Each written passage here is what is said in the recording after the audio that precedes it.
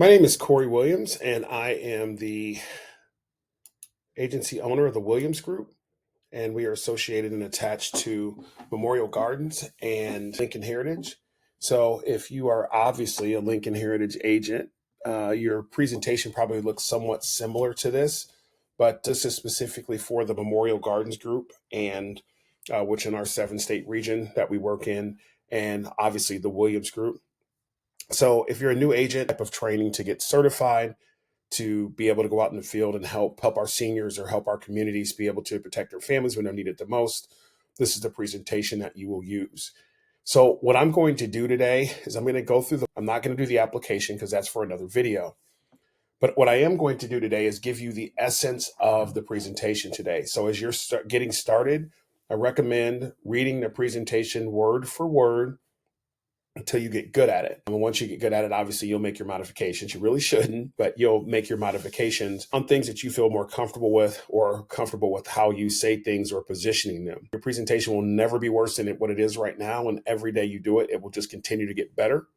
So as we're going through, I will be stopping and giving you what I call, some key action ideas or pro tips throughout this. So this is not going to be like a full presentation, like I'm doing it with a potential customer. This is more from a tutorial standpoint to help you to maneuver through the presentation, A, and B, maneuver through it more efficiently and effectively, so that not only are you getting the information over to the client effectively, but you're also giving it efficiently so that you can move through the process, get everything you need to get done through the process, make the highlights, hit everything in the presentation, and still be able to get through it in an effective amount of time.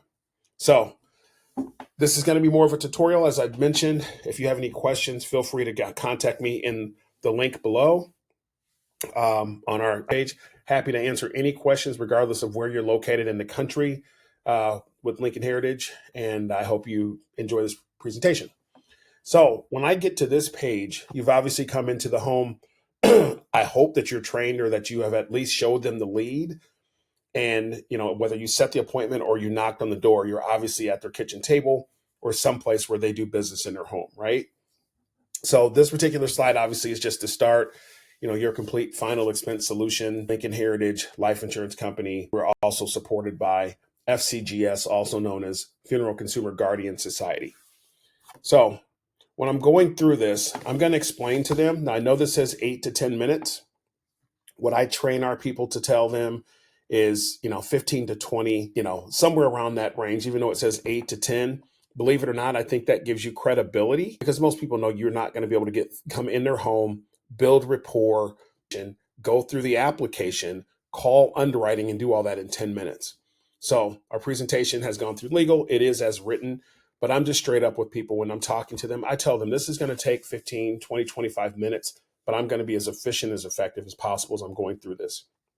Now, you're going to hear me say this. There's roughly 35 slides on this presentation. So you're wanting to gain agreement with the customer, potential client, as you're going through this.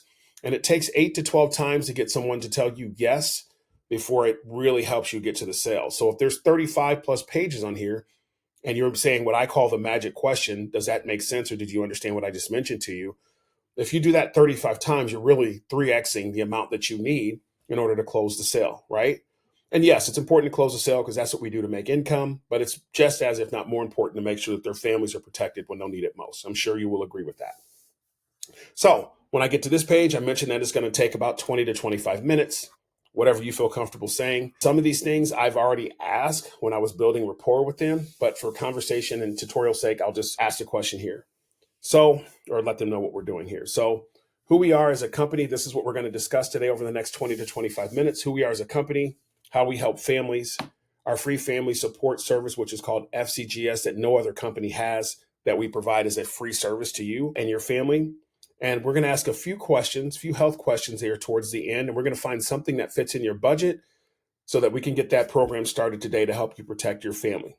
And then the magic question is, does that make sense? Now, every page of this presentation is set up for you to ask that question. You should not be transitioning in your slides when you're sitting next to or across from your client or potential client.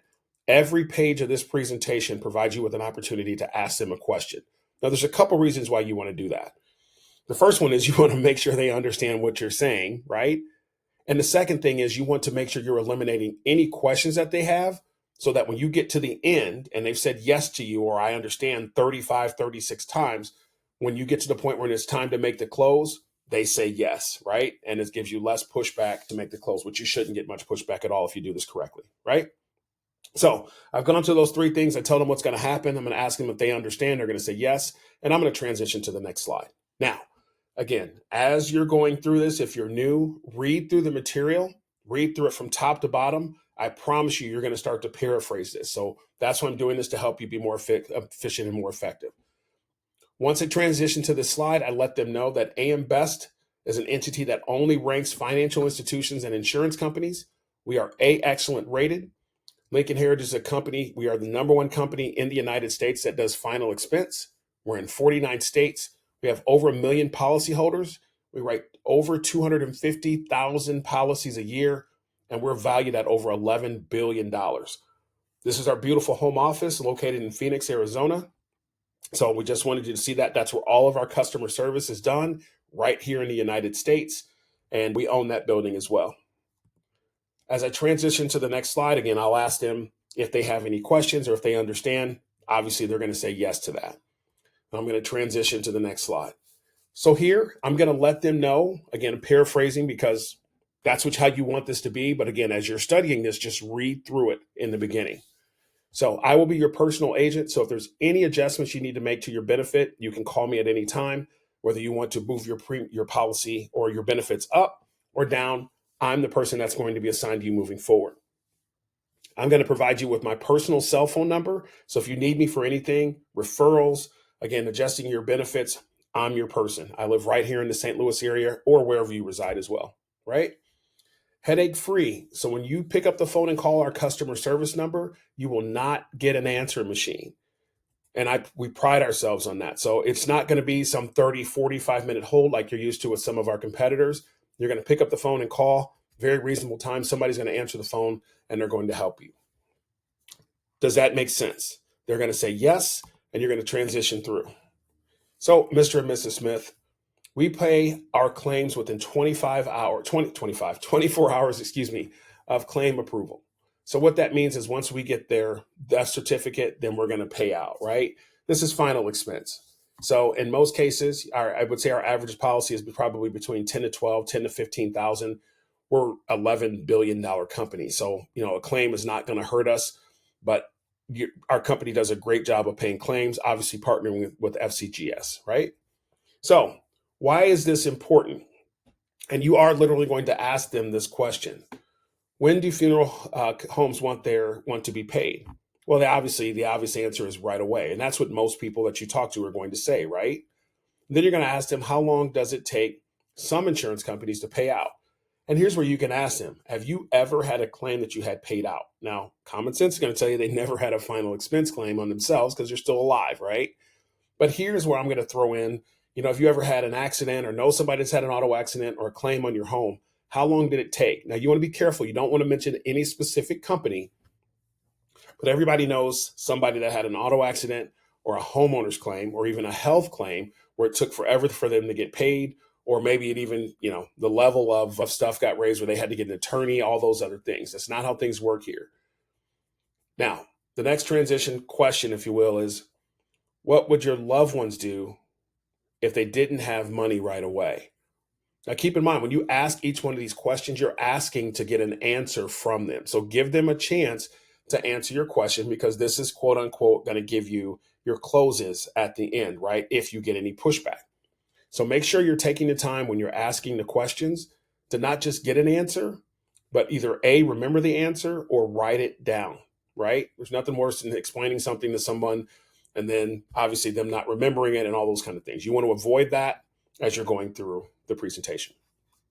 Again, the magic question, does that make sense? They're going to say yes, and you're going to transition to the next slide. Now, I do this slide a little bit unorthodox, but again, always start at the top and work your way down, right? Some people, for whatever reason, start at the middle of the slide. You're going to start every single slide at the top and work your way down. So when was the last time you experienced a funeral? Now, keep in mind, if you've done a good job in the beginning, when you were verifying the information on the lead, you're going to ask them, what made you fill this form out? That lead is going to correspond to this slide, and here's why. So you're going to ask them the last time they experienced a funeral. Again, you're going to stop and let them answer the question. Then you're going to ask them, did your loved one have insurance?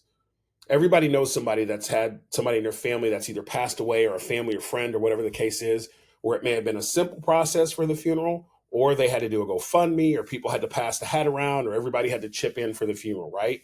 So this is a huge section of the presentation, even though we're only a couple of pages in, because again, this will give you the ammo when you get to the end and get ready to close.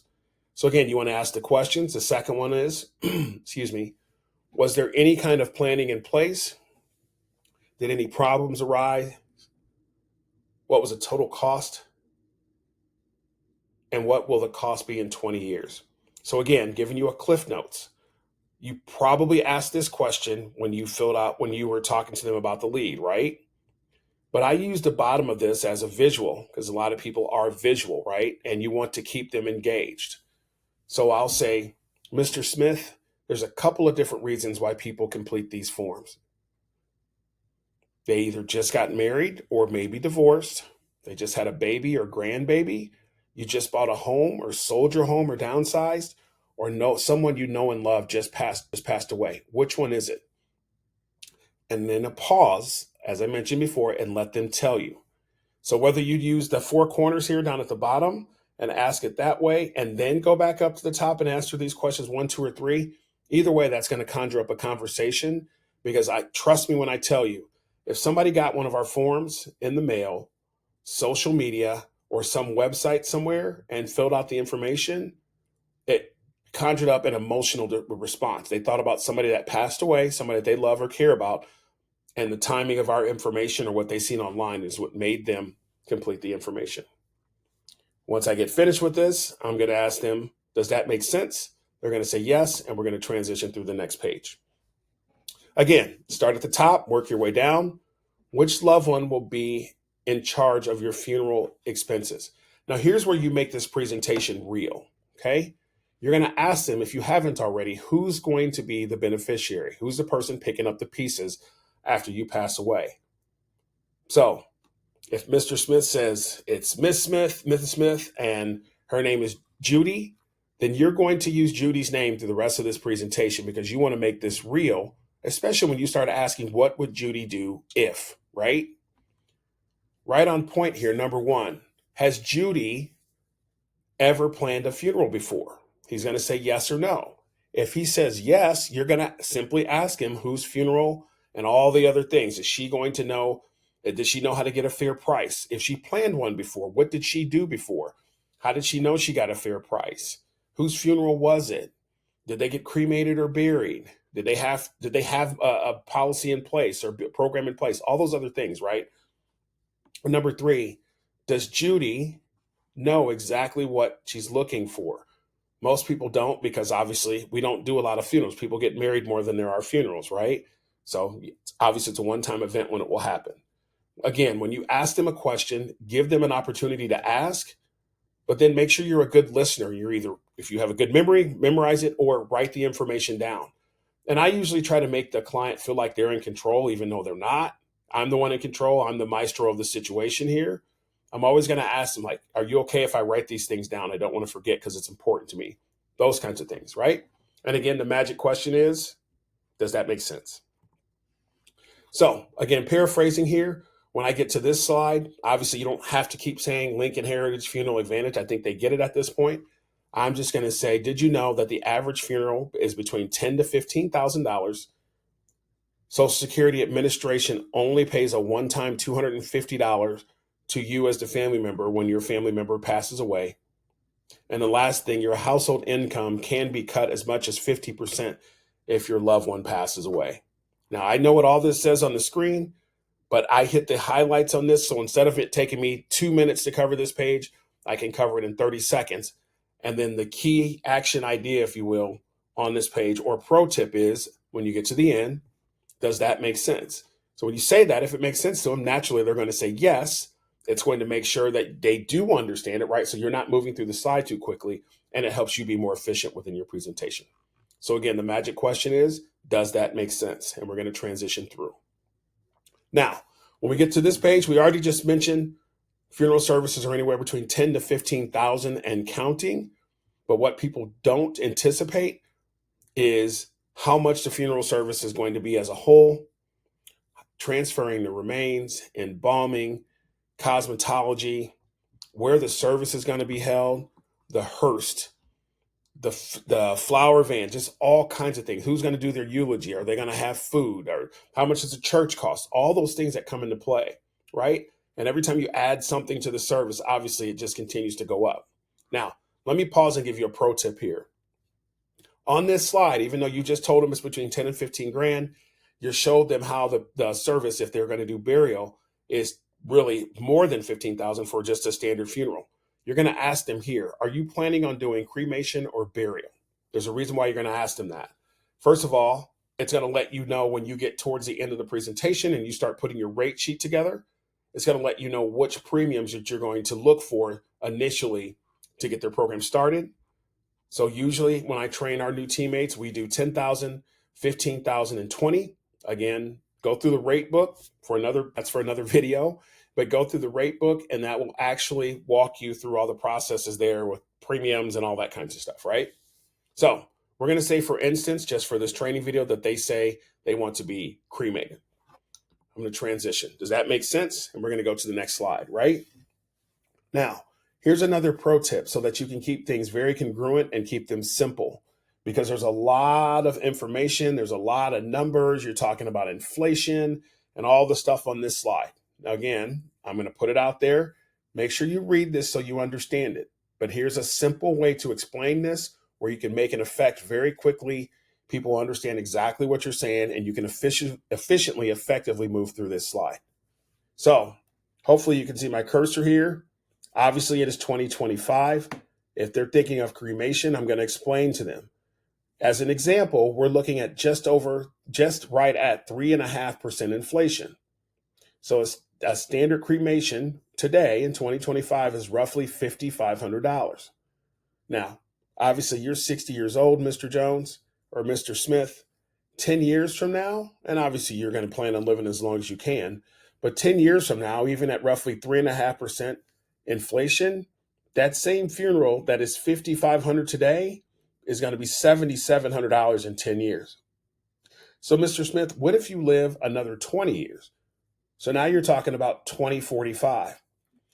I'm going to take my cursor over or point at it with my finger if I'm there in the home, and I'm going to say, in 20 years, that same cremation is going to be just as, if not more expensive, or just as expensive as a standard burial. So there's no telling what that's going to be. And this is just at roughly 3.5% interest rate. So I want to use these even numbers, if you will, so it's easy for them to see. 5,300 roughly, in 10 years, 7,700, and 10 years beyond that, roughly $11,000. So they'll have a very clear understanding of what this is. And of course, once you do those transitions, you can obviously ask the magic question, does that make sense? And then you're going to transition the slide. So top to bottom, again, as you're going through the presentation, there are two major challenges your family will face when you pass away, Mr. Smith. Number one, what did my dad and mom want? Did they want to be buried? Did they want to be cremated? What type of casket? What do they want to wear? Number two, how are we going to pay for the funeral? Did mom and dad have something in place? Now, I'm going to skip down to the last bullet point here. Unlike a wedding where people plan 6, 12 months or more, a funeral, most people are planning 24 to 48 hours to have that service, whether they're being cremated or buried, which is the reason why you asked the questions earlier about what did they have in place, right? Have they thought about anything, and have they ever planned a funeral before? So, Mr. Smith, in addition to the grief and all the other emotions that Sue is going to be feeling when you pass away, sadness, grief, depression, sorrow, just all these different things, disaster, just pick 3 or 4 of them. Don't read all of these. Pick 3 or 4, because you want to conjure that up in their mind of what their significant other is going to be going through once you go through to get to this portion of the presentation, right? And then again, you're simply going to ask them the magic question, does that make sense? And transition. Now, a couple different things here. Again, if you've done a good job of asking some opening questions when you show them the lead, Why did they fill the information out? You verified everything. Now you know if they want to be buried or cremated. What you can do here is you can take the time to ask all the questions on here, or you can go to the bottom of this page that's in your presentation and simply ask them the questions, okay, which we're going to cover. So the tobacco question, be careful about how you ask this question. Some people will just ask, have you smoked in the last 12 months? That is not the correct way to ask this question. In the past 12 months, Mr. Smith, have you used any form of tobacco? So keep in mind, you guys, dipping, snuff, raw tobacco, vaping. If there's tobacco in it, the answer to that question is yes. Now, I'm sure you understand this. If you say yes, then their rate is going to increase because they're putting themselves in harm's way by smoking cigarettes or using forms of tobacco, right? So saying yes or no to that will determine their rate. If they're a tobacco user, the rate will be higher. If they're a non-tobacco user, the rate will be lower. Okay, the next question. These are the uninsurable questions. So all this means is if they say yes to either of these two questions, this means that they cannot get coverage. These are the only things that we will not allow people to have in order to get our coverage. 98% of the people that you sit down with, you will be able to protect. Just depends on what fits in their budget and how much coverage you're looking for. So, uninsurable question. Number one, has the applicant tested positive for HIV or been diagnosed by a physician as having AIDS or a life expectancy of 12 months or less? If they say yes to that question, the application is going to shut you off. It's not going to allow you to continue. Number two, is the applicant currently bedridden, hospitalized, or in a care facility or receiving hospice care? Again, if they say yes to that question, the application will shut off. You will not be able to move forward. So those are the two uninsurable questions. Next, the next section is the significant health conditions. Now, if you say yes to any of these questions, it will automatically make your application modified, okay? And the digital application will just do this on its own, but you obviously need to know that as well. Now, the key highlight here, the key action point, if you will, and pro tip, in the past 2 years. So right here on this application, you'll see it says in the past 2 years. In the past 2 years, has the applicant been diagnosed with, been treated by a physician, or taken medications for any of the following conditions? So, Mr. Smith, in the last 2 years, have you had disease of the heart, including heart attack, heart surgery, or congestive heart failure? If they say yes, you can still continue with the application, but just understand that it's going to be a modified application and the maximum amount of coverage that they'll be able to get is $15,000. Any modified app is capped at 15 grand. All right. Number two, Mr. Smith, in the last 2 years, have you had disease of the circulatory system, including stroke, aneurysm, or been advised to have surgery to improve circulation? No. All right, Mr. Smith. Number three, in the last 2 years, have you had cancer other than basal skin cell cancer? No. Have you had disease in the last 2 years of the lungs, including COPD or emphysema? And this is a big one here because most people miss this. Other than asthma. So I've seen people go through and assume that this is saying if they have asthma, you have to check yes here. I'm going to read the question again. Number four, disease of the lungs, including COPD or emphysema, other than asthma. So please don't make the mistake of checking yes there if they have asthma. That's not what the question is asking. Number five, disease of the liver, kidney, or had an organ transplant. No. Number six, Alzheimer's disease, dementia, organic brain syndrome, or ALS, also known as Lou Gehrig's disease. No. Be careful about how you ask this question as well.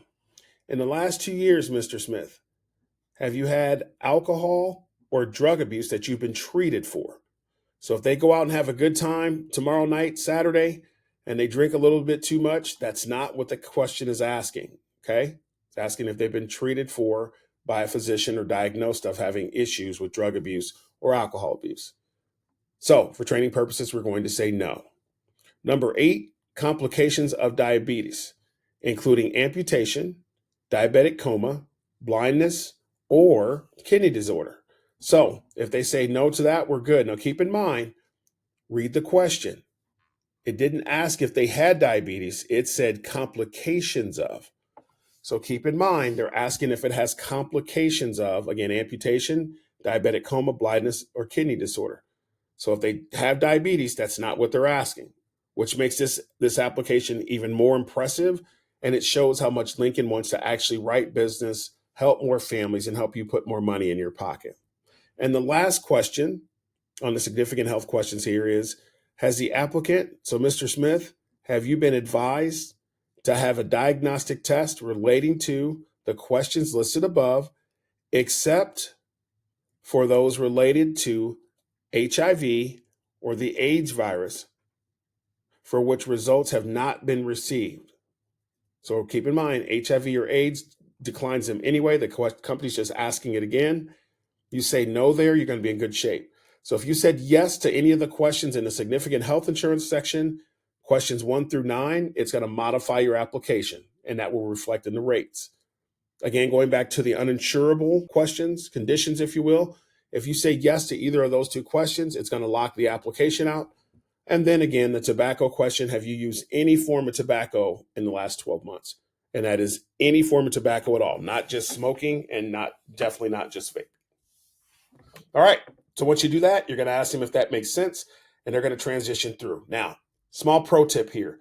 I know what this says on the bottom, especially for people in Memorial Gardens, but again, I want you to go ahead and move through, because I've repositioned the video, the 3-minute FCGS video. I've repositioned that to a place where it makes more sense to help you as a new agent not complicate the situation. All right. Does that make sense? And we're going to move forward. So, Mr. Smith, how would you like to know that on the worst day of your family's life, the day you pass away, that your loved ones will be taken care of? Again, I paraphrased a lot of that information, but obviously they're going to get it. When you ask that question, give Mr. Smith a chance to answer you, because again, he's going to tell you what it is to close them here at the end. Once I ask that question, I'm going to ask the magic question again. Does that make sense? After he's answered, and then you're going to transition through. Now, here's another place, pro tip, where you can trim some of the fat in your presentation. So I'm simply going to go to the first check mark, because that's where your customer's eyes are going to go anyway. So I'm going to say, Mr. Smith, funds are available immediately to your family. It's a tax-free benefit. We pay out our claims within 24 hours of receiving your death certificate. Funeral Advantage Plan is portable with any funeral home or cemetery. And how would it feel to have peace of mind that knowing your loved ones won't have to beg, borrow, steal, or sell personal belongings just to make sure your services are taken care of? And you're going to ask them, how would that feel for them? Of course, they're going to say great. And you're going to say, does this all make sense? They're going to say yes. And you're going to transition through. Now you've gotten to the portion where you're talking about FCGS. Okay. So with FCGS, you're going to explain to them what they're going to get. I'm going to simply transition to this page here and let them know in the next 7 to 10 business days, once your benefit information is going to be sent out to you, inside that packet is going to be some information for you to complete.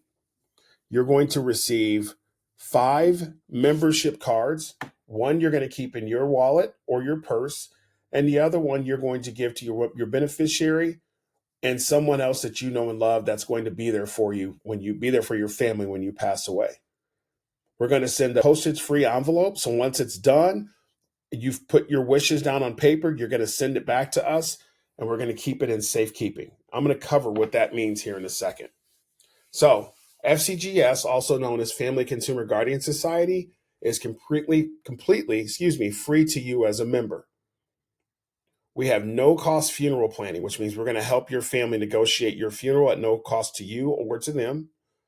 And the information that you're going to complete, which I just showed you a second ago, is going to be locked away in a secured vault and archived, so that when you pass away, your family member is going to be able to reach out to me and us, and then FCGS is going to start negotiating on your behalf. Does that make sense? They're going to say yes. We're going to transition through. 24-hour service access, again, to FCGS. I already mentioned you're going to get the 5 membership cards. Again, you want to store one in your purse or wallet. You're going to give one to your beneficiary, and then you're also going to give one to somebody that you can trust and love, because when something happens, your significant other's head's going to be in a million different directions. Consumer Protection Service. When you do pass, we're going to contact 3 or more funeral homes and services in your area, negotiate your price down. FCGS has saved families roughly $1,800 for traditional funerals, $600 for cremation, and since 2002, we've helped over 100,000 families save with FCGS. And we've also, since 2002, saved our families that work with us over $25 million in funeral expenses. Pretty cool, right? And does that make sense? And naturally, they're going to say yes, and you're going to transition through the application. Now, this page, again, read it to get knowledge and understanding of it. But a pro tip, what you're going to do is you're going to show them that this is what a card looks like. If you've purchased your own benefits with Lincoln, you're going to get your card in the mail. So I would recommend keeping one of those, or, because they're in a kind of a nice laminate paper, and showing people what that looks like. First of all, it shows them that you're not just you don't just work here, right? You don't just own an agency here, but you also carry your own benefits as well, right? That's important for people to see that. Not telling you have to buy a program, but it's important for your customers and clients to see that. So you're going to point out that it's going to have their name on it, their membership ID, and of course the 800 number. All right, does that make sense? They're going to say yes, and then you're going to transition.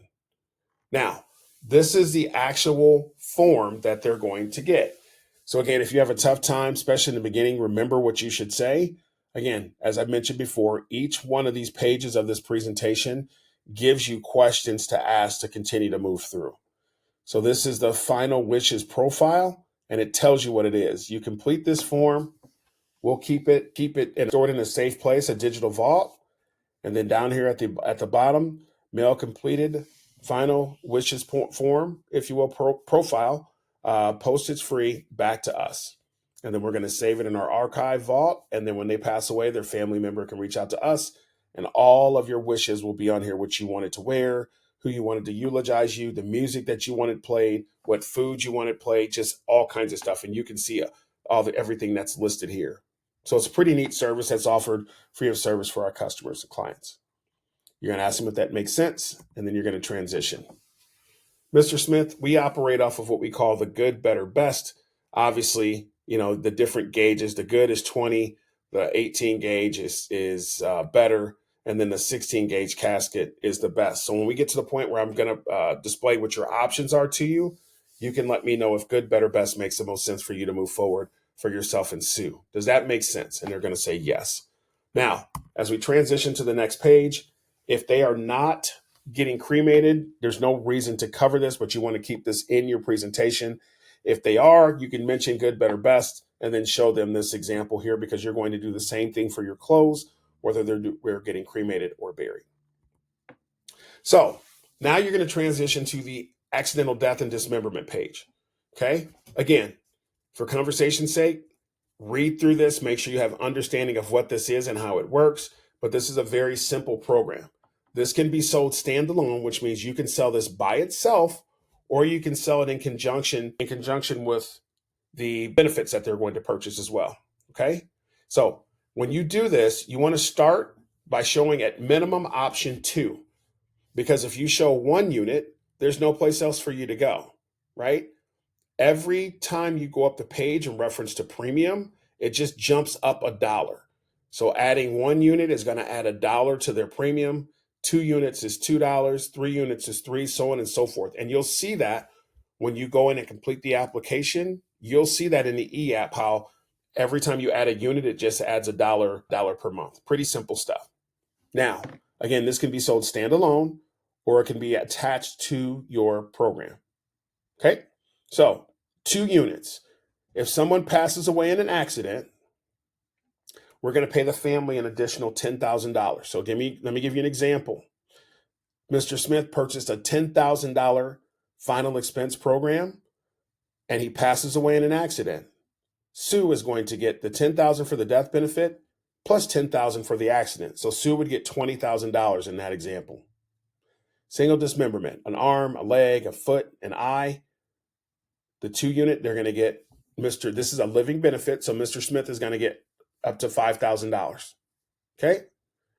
Death due to auto accident. So Mr. Smith passes away in an auto accident. His family's going to get an additional $20,000. So if he had a $10,000 final expense program, his family's going to get $30,000. Death due to common carrier. Dies in a train, plane, bus, Uber, Lyft. His family's going to get an additional $40,000. If he had a $10,000 final expense program, his family would get $50K. Death due to war or terrorism is an additional $40,000. So at the time of this video, about a month or so ago, some person, if you will, drove their vehicle through a crowd of people in New Orleans. If any of those persons had our benefits and had a 2-unit plan, their family would have gotten their death benefit plus an additional $40K. And then transport of remains, as long as the family member is more than 200 miles away from home, we will give your family members up to $2,000 to get your remains back to your respective area. So I always start with 2. You can always add it. You're going to got to get your fill and your flow of it. But I can assure you, if a family member passes away from an accident or accidental death, their family members are going to be ecstatic, if you will. Obviously, they're going to want their family members here, but they're going to be happy that they had an additional $10,000, $20,000, $40,000, if you will, to help cover the funeral expenses or leave something for their loved one. So that's how I explain the accidental death and dismemberment. Again, this can be sold standalone, or it can be sold as an attached benefit to your program for your clients. Once I do that, I'm going to ask them if they understand it. They're going to say yes. Keep in mind, I want you to remember this page, because when we get to the closing page, all of this information here that I'm going to reference right now is what you will put on your closing sheet. Now, if you do 3 units, it's the same thing. You're going to do 15,000, 7,500, 30,000, 60,000, 60,000, and up to $3,000 to get the remains back, as long as a person is more than 200 miles away from home. All right, so I'm going to ask them if they understand. They're going to say yes, and I'm going to transition through the application, or through the presentation, excuse me. Now, I'm going to paraphrase this page as well.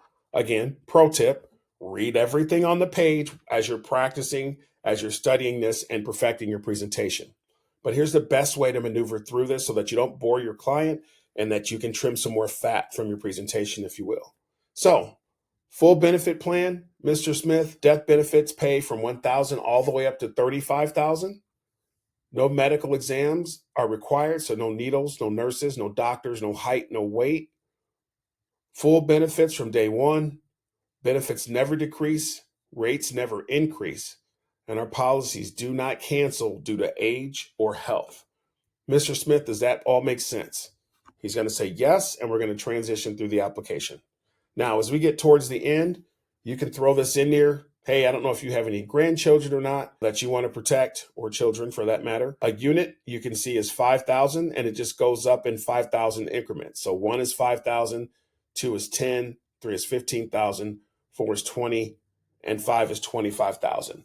Go into your rate book and read up on how this works. It's very simple, but a pro tip, you cannot offer a different dollar amount for each child. So let me give you an example. I have 3 grandkids, and little Billy is my favorite.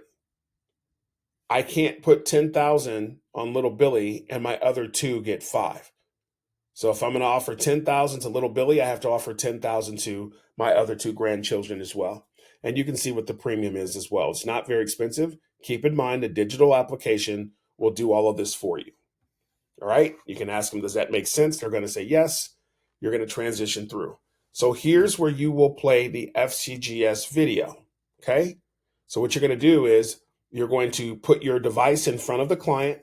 You're going to play the 3-minute video that you can find on the agent website in your portal or YouTube or wherever else. You can get it also from your leadership person.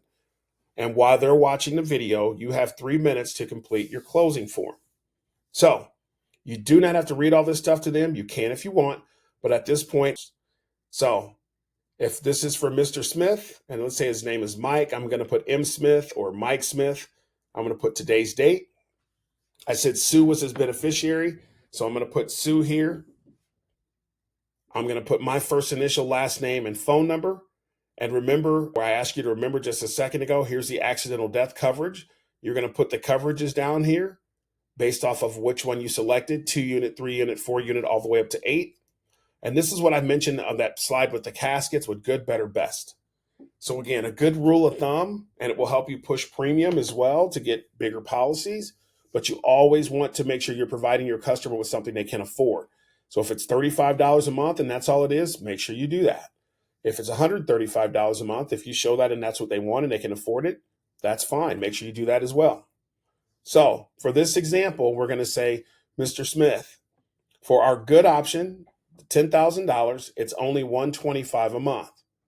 For our better option, it's $15,000 and it is only $150 a month.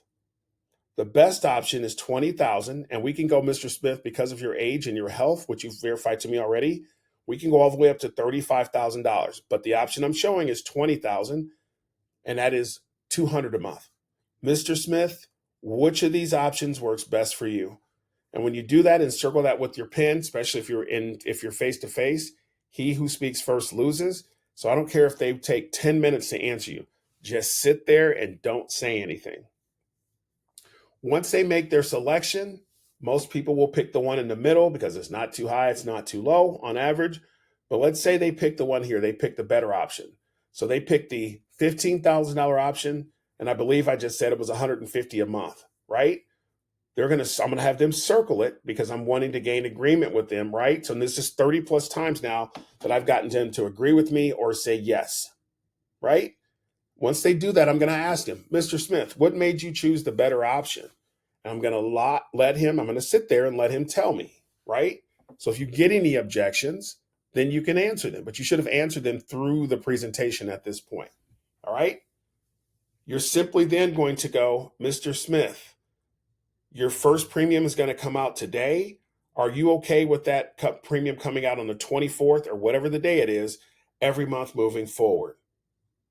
He's going to say yes, no. If he says no, figure out that date. Keep in mind, you cannot have a date past the 28th because we have a couple months, depends on if it's leap year or not, a couple months where there's only 28 days. Okay? Hopefully that makes sense. There's all kinds of other things that you can say here. Listen to your leadership person, how they train you, how they close here. But you want this to be as seamless as possible. You want to ask them why they picked what they picked. You also want to ask them, once you get the dates and all that kind of stuff, hey, this is $150 a month. Hey, if the refrigerator goes out, you blow a tire, something happens at home that needs to be fixed. Is this $150 a month something that fits in your budget? So if you have an emergency, you don't cancel it. If you see them wince or you hear them say, I'm not sure, you need to start having a better conversation with them and finding something that fits their budget, because you don't want a bunch of cancellations, a bunch of NTOs, and those kinds of things. You want to find something that fits your client budget. It's them first and us second.